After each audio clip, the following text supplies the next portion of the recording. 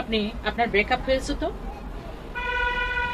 খুব শান্ত মাথায় নিরিবিলে আপনার প্রভুর ধ্যানে চলে যান।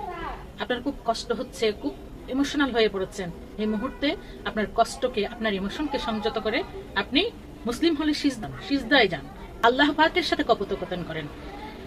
আর মনের ভিতরে যে আবেগ, যে ভালোবাসা, সবটুকুন ভালোবাসা উজাড় করে আল্লাহর প্রতি দাবিত করেন।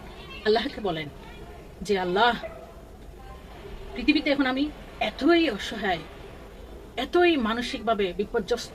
এই অবস্থা, আমার এই মানসিক বিপর্যস্ততা একমাত্র তুমি আল্লাহ ছাড়া কেউ বুঝবে না। তাই তোমার শরণাপন্ন হয়েছে আল্লাহ।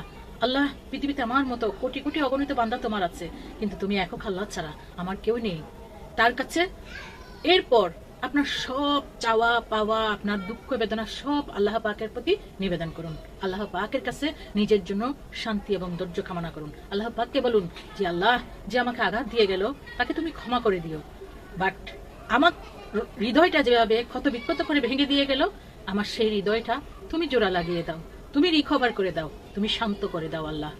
ইনশাআল্লাহ সুবহানাহু ওয়া তাআলা তার অশেষ রহমতে আপনাকে নিশ্চয়ই শান্তি দান করবেন।